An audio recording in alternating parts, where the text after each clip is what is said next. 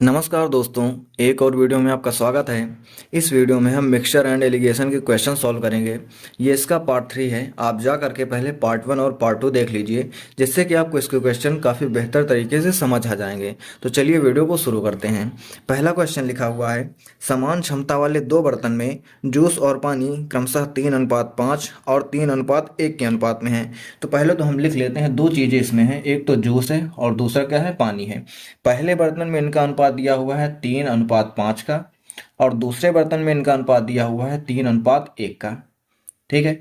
आगे लिखा हुआ है क्वेश्चन कि दोनों बर्तन के मिश्रण को मिलाकर एक बड़े बर्तन में डाल दिया जाता है, तो नए मिश्रण में जूस और पानी का अनुपात ज्ञात करना है। तो सबसे पहले ऐसे क्वेश्चंस में हम क्या करते हैं कि सबसे पहले हम इनकी क्वांटिटी को बराबर करते हैं। पहले बर्तन में देखो तो टोटल 5 3 कितने यूनिट है, 8 यूनिट है। दूसरे बर्तन में देखेंगे तो 3 और 1 4 यूनिट है। अब इनकी क्वांटिटी बराबर नहीं है, तो इसको बराबर करने के लिए क्या करेंगे, हम इसमें 2 से मल्टीप्लाई कर देंगे और इसमें 1 से मल्टीप्लाई कर देंगे। अब ये वाला भी 8 कम 8 यूनिट हो जाएगा और ये वाला भी 4 दूनी 8 यूनिट हो जाएगा। अब हमें यही जो मल्टीप्लाई हमने किया है, यही चीज़ उठा के इधर में ले आना है, और यहाँ पर हमें 1 से मल्टीप्लाई कर देना है, और यहाँ पर पूरे में हमें 2 से मल्टीप्लाई कर देना है। इसके बाद क्या करेंगे, क्वेश्चन में लिखा हुआ है इसको हमें मिक्स कर देना है। तो मिक्स करने के लिए हम क्या करेंगे, इसको मल्टीप्लाई करके ऐड कर देंगे। 3 में 1 ऐड करेंगे तो सॉरी 3 में 1 से मल्टीप्लाई करेंगे तो 3 हो जाएगा, 3 में 2 से मल्टीप्लाई करेंगे तो 6 हो जाएगा। तो यहाँ पर ऊपर 3 होगा, यहाँ पर 6 होगा, तो 6 और 3 कितना हो जाएगा, 9। रेशियो इधर मल्टीप्लाई करेंगे तो ये 5 होगा, और यहाँ पर 2 होगा, तो 5 और 2 कितना हो जाएगा, 7 हो जाएगा। तो मिश्रण करने के बाद जो आंसर आएगा हमारा रेशियो होगा, वो जूस और वाटर का क्या रेशियो हो जाएगा, 9:7। तो ये हमारे क्वेश्चन का आंसर हो जाएगा। दूसरा क्वेश्चन देखते हैं। लिखा हुआ है, समान धारिता वाले दो कंटेनर दूध और पानी से भरे हैं। पहले में दूध और पानी का अनुपात 3:7 है, तो इसको हम नोट कर लेंगे। दूध यानी कि मिल्क और पानी वाटर, इनका अनुपात जो दिया हुआ है पहले में वो है 3:7 का अनुपात, और दूसरे में लिखा हुआ है 7:9 का अनुपात है। तो दूसरा हम लिखेंगे वो क्या है, 7:9 का अनुपात है। आगे लिखा हुआ है कि दोनों मिश्रणों को एक बड़े कंटेनर में मिलाया जाता है। दूध और पानी का परिणामी अनुपात ज्ञात कीजिए। तो पिछले क्वेश्चन के जैसे हम इसको भी सॉल्व करेंगे। सबसे पहले हम इसकी क्वांटिटी को बराबर करेंगे। यहाँ पर 7 3 10 यूनिट है टोटल, और यहाँ पर 9 और 7 16 यूनिट है।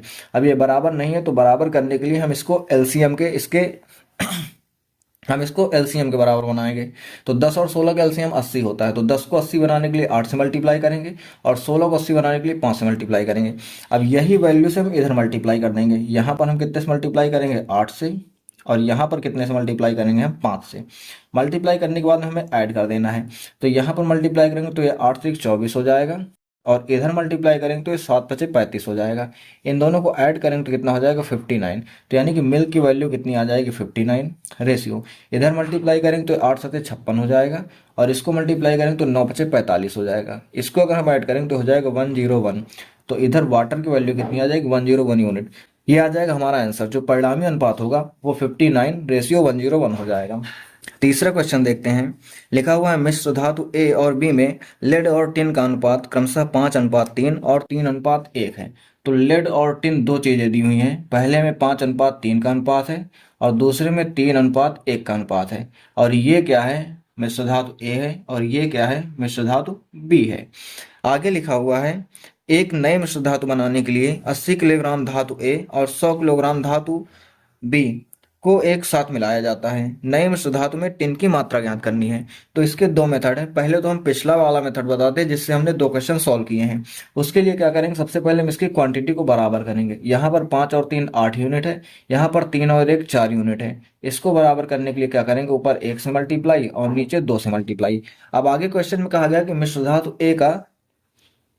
धातु ए का 80 kg लिया गया है, तो इसको हम 80 से मल्टीप्लाई करेंगे, और बी का 100 kg लिया गया है, तो इसको हम 100 से मल्टीप्लाई करेंगे।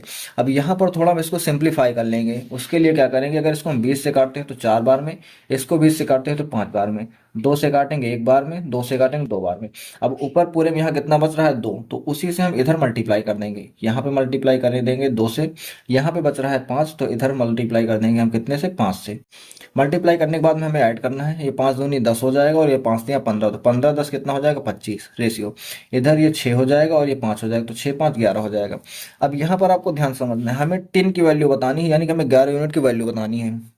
क्वेश्चन में लिखा हुआ था कि हमने धातु ए को 80 kg लिया है और धातु बी को 100 केजी लिया है, यानी कि टोटल मिलाकर कितना हो जाएगा 180 केजी। ये चीज़ समझना, हमने जो मिश्रण किया उसके बाद में इन दोनों का रेशियो आया 25:11 और टोटल मिलाकर कितना है 180 केजी। अगर हम यूनिट के केस में देखते हैं तो यूनिट के केस में कितना हो रहा है, ये 36 यूनिट। इसका मतलब क्या हो जाएगा कि 36 यूनिट की वैल्यू हो जाएगी 180 केजी। यहाँ से अगर हम 1 यूनिट की वैल्यू निकालते हैं तो ये हो जाए कितना 5 केजी। हमें चाहिए टिन की मात्रा, मतलब हमें चाहिए 11 यूनिट की वैल्यू, तो 11 यूनिट की वैल्यू हमारे पास कितनी हो जाएगी 11 इंटू 5 यानी कि 55 केजी। ये हमारे क्वेश्चन का आंसर हो जाएगा।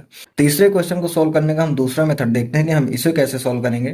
देखो इसमें पहले दिया हुआ था मिश्र धातु ए है हमारे पास और इसमें दो चीजें थी, एक तो उसमें लेड थी और दूसरा उसमें टिन थी और इसका अनुपात क्या था 5:3 का। और टोटल हमने कितना लिया था, हमने लिया था इसका टोटल 80 केजी। दूसरी धातु थी बी और बी में कितना था, लेड और टिन दो ही चीजें थी और इनका अनुपात कितना था 3:1 का। और हमने टोटल कितना लिया था मिश्र धातु बी 100 केजी।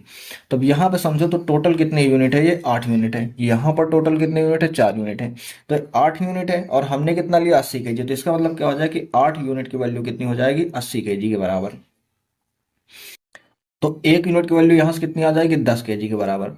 तो अगर हम ए में देखते हैं लेड और टिन को, तो ए में 1 यूनिट की वैल्यू 10 केजी है, तो 5 यूनिट की वैल्यू कितनी हो जाएगी 50 केजी और 3 यूनिट की वैल्यू कितनी हो जाएगी 30 केजी। और इधर देखते हैं तो यहाँ पर कितना हो जाएगा, 4 यूनिट की वैल्यू हो जाएगी 100 केजी के बराबर।